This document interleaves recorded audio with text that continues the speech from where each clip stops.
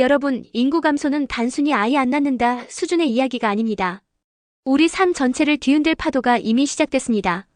많은 분들이 그냥 생산 가능 인구가 줄면 나라 경쟁력이 조금 떨어지는 거지 이 정도로만 생각합니다. 하지만 그건 시작일 뿐이에요. 사실 전 세계적으로 생산 가능 인구는 이미 정점을 찍고 하락 중. 사실 이 공급이 줄면 물가는 오른다. 코로나 때 모두 체감하셨을 겁니다. 사실 그런데 수요는 사라지지 않습니다. 오히려 100세 시대 덕분에 고령 인구는 늘어나고 있습니다. 따라서 우리는 단순히 인구 줄면 힘들다 해서 멈출 게 아니라 공급 축소, 수요 유지 확대라는 구조적 변화를 내다봐야 합니다.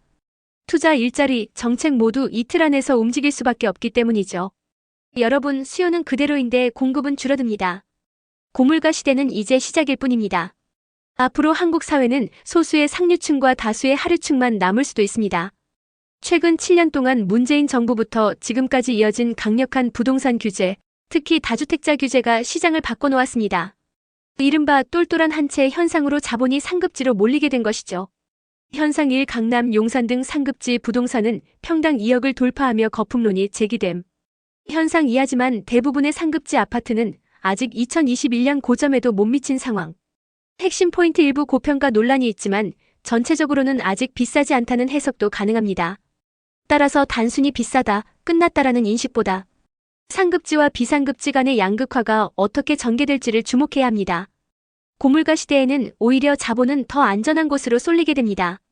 여러분, 정부가 모든 부동산에 대출 규제를 거는 이유, 단순히 집값을 잡기 위한 것일까요?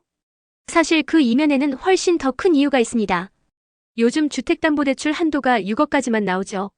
많은 분들이 왜 상급지 몇 군데만 잡으면 되지, 왜 우리 같은 서민들의 주거 사다리까지 끊어버리냐 하고 불평합니다. 정부의 공식 입장 가계부채 관리, 부동산 과열 억제. 그러나 진짜 이유. 한국의 대출 비중이 부동산에 과도하게 몰려있음. 기업 대출조차 부동산 담보 위주로 흘러가며 생산과 산업 투자로 자금이 순환되지 않음. 결국 국가 경쟁력 저하로 이어질 수 있다는 판단. 즉 정부의 대출 규제는 단순히 집값 안정이 아니라 산업, 자본의 흐름을 부동산에서 생산과 성장 쪽으로 돌리려는 정책입니다. 따라서 투자자는 정부 정책 방향을 읽고 단순히 대출 막혔다에 불만만 가질 게 아니라 자금 흐름이 산업 쪽으로 이동하는 구조적 변화를 주목해야 합니다. 여러분, 지금 우리가 서 있는 자리가 어떤 자리인지 아십니까? 저물가 시대는 끝났습니다. 이제 막 시작된 고물가 시대의 변곡점 위에 서 있는 겁니다. 많은 분들이 아직도 예전처럼 물가는 안정적일 거라 생각합니다. 하지만 현실은 다릅니다. 생활비, 식비, 주거비까지 오르며 체감 물가가 이미 우리를 압박하고 있죠. 특히 중산층에게는 더 큰 위기입니다. 저성장 고물가 시대 도래. 고물가 시대의 의미 소비 여력 감소, 자산 형성, 더 어려움. 중산층은 상류층으로 가는 사다리가 끊어지고 오히려 하류층으로 밀려날 위험 존재. 그렇다면 어떻게 해야 할까요? 단순한 저축만으로는 고물가를 이길 수 없습니다. 실질 구매력을 지킬 수 있는 자산 운용이 필요합니다. 생활 구조를 점검하고 불필요한 지출을 줄여 현금 흐름 방어를 강화해야 합니다. 무엇보다도 투자와 자산 배분 전략을 저물가 시대 기준이 아니라 고물가 시대 기준으로 재설계해야 합니다. 중산층이 사라지고 있습니다. 그리고 이건 한국만의 이야기가 아닙니다. 전 세계적인 흐름이에요. 여러분, 지금까지의 세상은 싸고 풍부한 노동력 덕분에 공급이 넘치는 시대였습니다. 하지만 앞으로는 완전히 달라집니다. 일본은 이미 경험했고 한국과 중국도 빠르게 뒤따르고 있죠. 인구 구조가 급변하면서 더 이상 우리가 알던 경제 구조는 유지될 수 없습니다. 출산율 붕괴 한국은 1 이하, 중국도 급격히 하락. 생산 가능 인구 감소 값싼 노동력 소멸. 공급이 줄어드는데 100세 시대로 수요는 여전히 많음. 구조 자체가 공급 수요로 전환됨. 그렇다면 어떻게 대비해야 할까요? 싸고 풍부한 공급이 사라지는 만큼 물가 상승은 피할 수 없습니다. 자산을 현금에만 두는 건 위험합니다. 인구 구조가 바뀌는 산업의 헬스케어, 로봇, 자동화, 에너지, 인프라에 주목하세요. 장기적으로는 중산층 붕괴 시대에서 살아남는 자산 전략을 설계해야 합니다. 여러분, 지금 우리가 살고 있는 세상은 곧 저물가 시대가 끝나고 고물가 시대로 바뀌게 됩니다. 그 이유는 단 하나, 인구 구조 때문입니다. 지난 수십 년 동안 전 세계가 저물가를 유지할 수 있었던 건 싸고 풍부한 노동력 덕분이었습니다. 특히 중국이 세계의 공장 역할을 해주며 값싼 공급을 쏟아냈죠. 그런데 앞으로는 상황이 완전히 달라집니다. 생산 가능 인구는 빠르게 줄어든다. 하지만 한동안은 인구 총수는 늘어나며 수요는 여전히 많다. 공급은 줄고 수요는 늘어나는 괴상한 구조가 된다. 중국조차 노동 인구 정점을 찍고 하락세 시작, 더 이상 예전처럼 값싼 공급 불가. 전 세계적으로 저물가 시대는 끝나고 고물가 시대로 진입. 이 변화에 어떻게 대응해야 할까요? 자산을 현금에만 두는 건 위험합니다. 물가 상승에 잠식당하니까요. 인구 구조 변화로 성장하는 산업에 주목하세요. 이에 로봇, 자동화, 헬스케어, 에너지. 투자뿐 아니라 생활 전략도 바꾸셔야 합니다. 고물가 시대에는 소비보다 생산적 자산 축적이 핵심입니다. 여러분, 지금 세계 경제는 조용하지만 거대한 변곡점에 서 있습니다. 생산 인구에서 은퇴 인구로 구조가 바뀌면서 공급과 수요의 균형이 무너지고 있습니다. 우리는 코로나 이후 이미 경험했습니다. 돈의 가치가 얼마나 빨리 녹아내릴 수 있는지요. 밀가루, 식재료 가격은 1.5배, 집값은 2배, 자산 시장은 몇 배씩 뛰었습니다. 자산 가치가 변한 게 아니라 돈의 가치가 줄어든 것이죠. 그런데 앞으로는 이런 현상이 시작에 불과하다는 점이 더 문제입니다. 은퇴 인구 증가, 공급 능력 감소. 전체 인구는 여전히 많음, 수요는 유지 혹은 증가. 공급 수요 물가 상승은 필연. 특히 은퇴하는 베이비붐 세대가 막대한 자본을 쥐고 있어 소비 투자 압력이 물가를 더 끌어올릴 가능성이 큼. 즉, 지금의 인플레이션은 예고편일 뿐 본편은 아직 시작도 안 됐다. 그렇다면 우리는 어떻게 대비해야 할까요? AI에 대체되지 않는 능력을 키우는 겁니다. 인간만이 할 수 있는 창의, 기획, 감성 영역을 강화하세요. 또는 AI와 직접 연결된 산업에 들어가는 겁니다. AI 관련 직종, 데이터, 반도체, 로봇 자동화 같은 분야 말이죠. 은퇴를 앞두신 분들이라면 생산 능력보다 자산 재배치가 해법입니다. 현금을 그대로 두면 녹아내립니다. 안정적인 자산, 실물 자산, 혹은 장기적 가치가 유지되는 자산으로 분산하세요. 여러분, 인플레이션 시대에 자산을 잘못 잡으면 오히려 가난해질 수 있다는 사실 알고 계셨나요? 많은 분들이 부동산만 사면 된다. 서울 아파트니까 안전하다. 이렇게 생각합니다. 하지만 앞으로는 인구 구조 변화 때문에 대부분의 부동산이 물가 상승률도 못 따라가는 상황이 벌어질 겁니다. 서울에 있다는 이유만으로 안전하지 않다는 거죠. 인플레이션 시대 모든 자산이 방어력이 있는 건 아니다. 부동산 아파트라고 무조건 안전하지 않다. 공급이 많아지면 가격은 오히려 하락한다. 결국 희소성이 있는 자산만이 진짜 해지 역할을 한다. 그렇다면 어떻게 해야 할까요? 희소 자산을 선별해야 합니다. 공급이 제한적이고 수요가 늘어날 수밖에 없는 자산군을 찾으셔야 합니다. 돈이 많다면 더 많은 선택지가 열리지만 그렇지 않다면 분산 투자와 장기 보유 전략으로 가야 합니다. 무엇보다 아무거나 사면 된다는 생각을 버리고 인구 구조 수요 공급을 분석해서 선택하는 습관을 들이셔야 합니다. 강남 아파트 주인들이 다 연봉 10억일 거라고 생각하시나요? 전혀 아닙니다. 돈이 없으니 최상급지는 꿈도 못 꾼다고 생각하는 분들이 많습니다. 하지만 꼭 지금 당장 강남 한복판을 살 필요는 없습니다. 역전할 수 있는 신흥지역, 지금은 빌라나 오래된 아파트지만 시간이 흐르면 꼭대기 자산으로 변하는 곳이 분명히 존재합니다. 최상급지의 특징, 신축단지, 역세권, 생활 인프라, 브랜드 가치. 하지만 초기에는 빌라촌이나 구축 아파트일 수 있다. 이런 지역이 재개발, 재건축, 신도시 인프라로 변하면서 최상급지가 된다. 그렇다면 어떻게 찾아야 할까요? 역세권 신축단지 예정지를 먼저 살펴보세요. 상권과 학교, 교통개발 계획을 체크해야 합니다. 지금은 작은 돈으로 입지를 확보하는 게 중요합니다. 건물 상태가 아니라 위치와 미래 가치를 보셔야 합니다. 강북에 사는 분보다 못 버는 강남 아파트 주인들 수두룩합니다. 단지 오래전에 사뒀다는 이유만으로 부자가 된 거죠. 그런데 아직 기회가 끝났을까요? 많은 분들이 서울에만 있으면 무조건 오른다고 생각합니다. 하지만 절대 그렇지 않습니다. 서울이라고 해도 아무 부동산이나 아무 아파트나 사면 안 되는 이유가 있습니다. 대부분이 집을 사는 시점은 결혼할 때. 그런데 결혼 인구가 폭발적으로 줄고 있다. 1980년대생도 이미 남성 30%가 미혼. 1990년대생은 남성 80%, 여성 60%가 미혼 상태. 즉 전통적으로 아파트 수요를 끌어왔던 신혼부부 수요가 급격히 줄고 있다. 따라서 투자할 때는 단순히 서울 안에 있다는 이유가 아니라 실제 수요가 꾸준히 들어올 수 있는 입지를 확인해야 합니다. 신혼부부가 줄어들면 12인 가구를 겨냥한 지역을 보셔야 합니다. 대학가, 역세권, 오피스 밀집 지역처럼 실수요가 계속 유지되는 곳을 선별하세요. 장기적으로는 고령화 사회에 맞는 고령층 친화주거 단지도 기회가 될 수 있습니다. 여러분, 지금 30대 여성의 60%가 미혼이라는 사실 알고 계셨나요? 불과 20년 전엔 18%였는데 지금은 56%까지 치솟았습니다.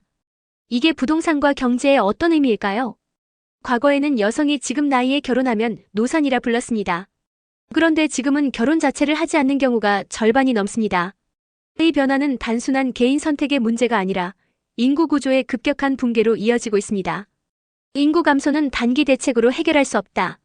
설령 지금 좋은 정책을 내놔도 20년은 지나야 효과가 나타난다. 2050년에는 인구 절반이 65세 이상 고령층이 된다. 즉 2030대 생산 인구가 급격히 줄어들면서 경제와 부동산 수요가 근본적으로 바뀌게 된다. 이런 구조를 고려하면 투자와 자산 전략도 달라져야 합니다. 단순히 아파트 가격 상승을 기대하기보다 실제 수요층이 남아있는 지역을 찾아야 합니다. 젊은 층 수요가 줄어드는 만큼 12인 가구 고령층 맞춤형 주거 단지 같은 변화에 맞춘 투자가 필요합니다. 20년 뒤에도 사람들이 필요로 할 자산인지 시간에 강한 자산을 보유하는 것이 핵심입니다.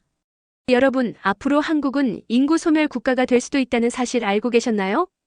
병원도 상가도 학교도 들어서지 않는 도시가 점점 늘어나고 있습니다. 인구가 줄어들면 단순히 학생 수만 줄어드는 게 아닙니다. 병원도 문을 닫고 상권도 무너집니다. 결국 지역 전체가 인구 소멸 지역이 되어버리는 거죠. 그런데 한국 전체가 그렇게 된다면 기회는 과연 어디 있을까요? 인구 소멸은 단순히 지방의 문제가 아니라 국가 전체 문제다. 교육열, 사교육 열풍도 결국 수요가 존재할 때만 의미가 있다. 아이가 줄어드는 나라에서 지금처럼 대치맘, 반포맘식 교육 경쟁이 과연 의미가 있을까? 실제로 돈 있는 계층, 유명인, 연예인들은 이미 답을 찾고 있다. 국제학교, 해외 유학, 해외 이민. 앞으로의 선택지는 과거와 다릅니다. 교육만이 해답이 아니라 국가 플랫폼 자체가 얼마나 성장할 수 있는지를 봐야 합니다. 자녀 교육을 생각한다면 국내 명문대가 아니라 국제무대, 글로벌 네트워크를 고려해야 합니다. 자산 투자 역시 내수 수요가 줄어드는 한국만이 아니라 해외 분산 투자를 검토해야 합니다. 여러분, 지금 보시는 이 그래프 하나가 우리나라의 미래를 예고하고 있습니다. 2050년 한국, 과연 어떤 모습일까요? 1980년대만 해도 한국은 젊은 나라였습니다. 생산 가능 인구가 많고 개발도상국답게 빠르게 성장할 수 있었죠. 하지만 불과 몇십 년 뒤인 2050년이 되면 상황은 완전히 달라집니다. 젊은 층은 뚝 끊겨버리고 인구의 40% 이상이 노인이 되는 나라. 여러분은 이런 사회에서 살아갈 준비가 되어 있으신가요? 2050년 한국 인구 구조가 역삼각형으로 뒤집힘. 65세 이상 고령층이 40% 이상 차지. 40대 이하, 특히 20대 10대 인구는 급격히 감소. 이는 생산 인구 부족, 인건비 폭등, 생활 물가 전반 상승으로 이어짐. 이런 시대를 대비하려면 두 가지 준비가 필요합니다. 개인 차원 인건비 상승에 따른 생활비 부담을 줄이기 위해 금융투자 자산을 분산해야 합니다. 사회 차원 청년 노동력 부족을 메우기 위한 이민정책과 자동화, AI 기술 활용이 필수적입니다. 여러분, 2050년 눈 깜짝할 사이에 옵니다. 그런데 그때가 되면 인건비가 상상할 수 없을 만큼 치솟아 있을 거라는 사실 알고 계셨나요? 이미 고물가 시대가 우리 코앞까지 다가와 있습니다. 생활비는 오르는데 월급은 제자리 체감하시죠? 그런데 이런 상황에서 우리나라 정부는 뭐라고 합니까? 민생 회복이라는 명목으로 계속 돈을 풀고 있어요. 2024년 6월 기준 시중 유동성 27조 원 증가. 3개월 연속 상승. 미국 애미 통화량 역시 코로나 이후 정상 궤도를 벗어나 폭발적으로 증가. 금리 인상으로 잠시 꺾였지만 다시 상승세 전환. 돈이 많아질수록 화폐 가치가 떨어지고 물가 상승 가속화. 그렇다면 우리는 어떻게 대비해야 할까요? 화폐 자체에 의존하기보다 실물 자산금 달러 부동산 등 비중을 조정해야 합니다. 돈의 가치를 지키는 인플레이션 해지 자산을 반드시 확보하세요. 여러분, 수십 년 동안 모은 돈이 단 몇 년 만에 녹아내린다면 어떨까요? 지금 우리가 맞이하는 현실입니다. 바이든 정부 때부터 지금까지 미국은 계속 돈을 풀고 있습니다. 우리나라도 마찬가지죠. 여러분들이 평생 땀 흘려 모은 자산이 화폐 가치 하락으로 녹아내리는 걸 체감하고 계실 겁니다. 이대로 가만히 있으면 안 됩니다. 반드시 자산을 지켜야 합니다. 돈을 풀면 화폐 가치 하락, 인플레이션 가속, 인구 감소, 통화량 증가는 장기적 고물가 시대를 예고. 한국의 경우 대출이 지나치게 부동산에 몰려있는 구조. 빨간색 부동산 대출 집중 데이터가 이를 잘 보여줌. 생산적 산업 투자보다 부동산에 자본이 몰리면서 구조적 취약성이 심각해짐. 이럴 때 필요한 건 두 가지입니다. 인플레이션 해지 자산 확보, 금, 달러, 글로벌 ETF, 핵심 입지, 부동산 등. 대출 레버리지를 과도하게 지는 전략은 지양하고 현금 흐름을 방어할 수 있는 포트폴리오로 재편해야 합니다.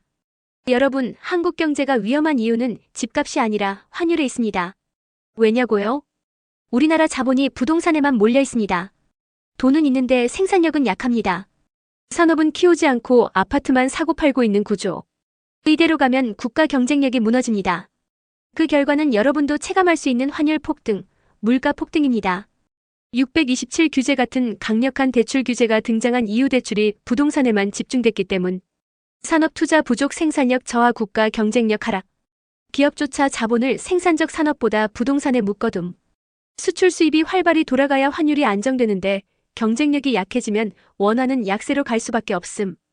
개인 투자자 입장에선 부동산 몰빵 전략을 지향해야 합니다. 국내 아파트 한 채만 바라보지 말고 글로벌 ETF, 달러 자산, 금, 산업 성장 수혜 기업 등으로 분산해야 합니다. 이게 환율과 인플레이션 리스크를 막는 실질적 방법입니다. 여러분, 지금 한국 경제에 다가오는 진짜 위협은 집값이 아닙니다. 바로 환율 전쟁입니다. 생산력이 줄어들면 환율 방어도 어려워집니다. 돈을 풀어 화폐 가치는 떨어지고 국가 경쟁력은 낮아져 환율도 하락하죠.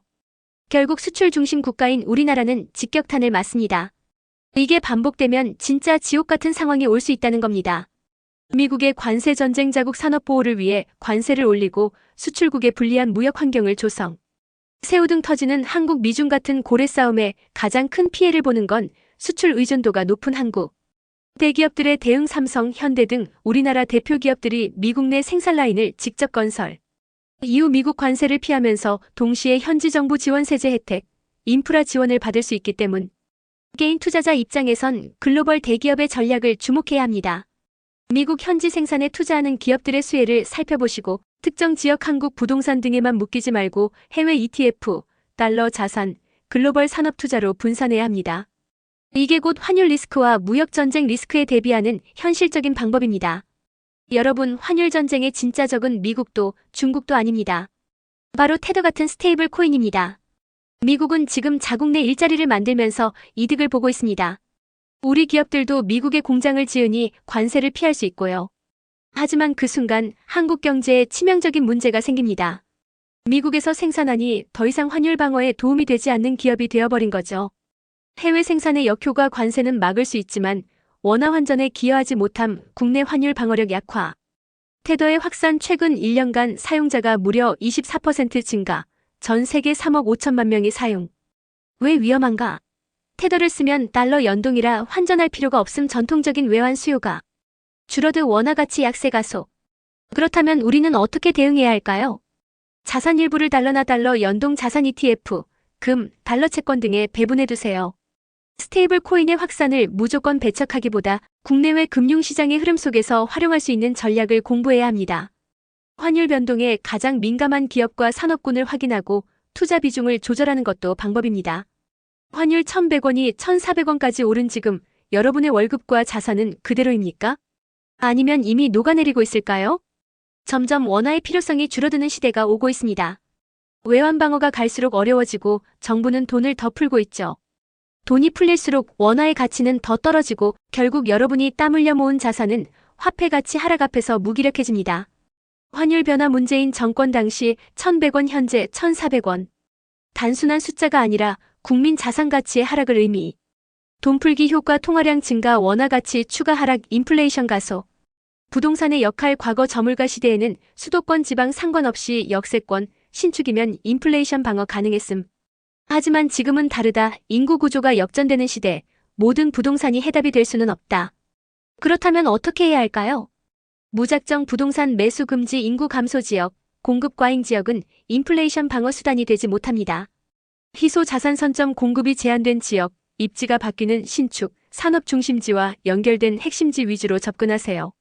분산 전략, 부동산만이 아니라 금, 달러, 인플레이션 연동 자산을 함께 보유해야 합니다. 서울에 집만 사면 무조건 오른다? 이제는 절대 통하지 않는 말입니다. 많은 분들이 서울이니까 안전하다고 믿습니다. 하지만 현실은 다릅니다. 이미 서울 안에서도 강남 서초강동 일부만 인구가 늘고 있고 나머지 구는 빠르게 줄어들고 있습니다. 인구가 줄어드는 지역에서 과연 부동산이 물가 방어가 될 수 있을까요? 전국적으로 인구 소멸 지역 89곳 존재 물가 방어 불가. 서울도 예외 아님 인구가 줄어드는 구가 점점 늘어나고 있음. 강한 인플레이션 시대 부동산이라도 대부분 물가 상승률조차 못 따라갈 수 있음. 그렇다면 해법은 뭘까요? 신축 인구가 줄어도 수요가 집중되는 건 신축 단지. 상급지 입지와 희소성이 확보된 곳만 장기적으로 인플레이션 해지가 가능. 앞으로 10년, 20년 동안 자산을 지키려면 신축 상급지 두 가지 키워드를 반드시 기억해야 합니다. 여러분, 지금 서울 부동산에서 가장 무서운 건 가격이 아니라 매물이 없다는 겁니다. 왜 그럴까요? 상급지 신축 아파트일수록 돈 많은 베이비붐 세대가 이미 꽉 쥐고 있습니다. 그들은 여유가 있기 때문에 싸게 팔 이유가 없어요. 그러니 여러분이 좀 기다리면 싸게 나오겠지라고 생각하는 순간 기회는 사라집니다. 초상급지 신축은 매물이 희귀 가격 조정이 거의 안 일어남. 자본이 부족한 사람에게 남은 기회는 앞으로 신축 상급지가 될 곳을 선점하는 것. 지금의 선택이 10년, 20년 뒤 인플레이션 시대에 자산 격차를 벌리는 결정적 분기점이 됨. 따라서 전략은 단순합니다. 지금 당장은 신축 상급지 못 들어가도 향후 신축이 될 곳, 상급지가 될 곳을 미리 선점하세요. 이것이야말로 자본이 적은 투자자가 남아있는 기회를 활용하는 방법입니다. 불과 몇 년 만에 10억이 오른 거죠. 반면 그 당시 주변 아파트는 최소 35억 있어야 투자가 가능했는데 지금도 제자리 수준에 머물러 있습니다. 기회가 어디에 있었는지 보이시죠? 서울 상급지 재개발 적은 자본으로도 큰 상승 가능. 일반 아파트 BS 재개발 같은 시기 투자했어도 결과는 극명하게 갈림. 지금도 1억대 후반 2억대 자본으로 재개발 투자 기회 존재. 따라서 전략은 단순합니다. 무조건 서울 상급지 재개발을 체크할 것. 이미 완성된 신축보다는 앞으로 신축이 될 곳을 공략할 것. 자본이 작아도 입지 재개발 진행 상황을 꼼꼼히 확인해 들어가야 합니다. 여전히 강남변, 한강변, 서울 핵심지에는 기회가 남아 있습니다. 지금의 선택이 10년, 20년 뒤 인플레이션 시대에 자산 격차를 벌릴 결정적 분기점이 될 수 있습니다. 물론 모든 재개발이 기회는 아닙니다.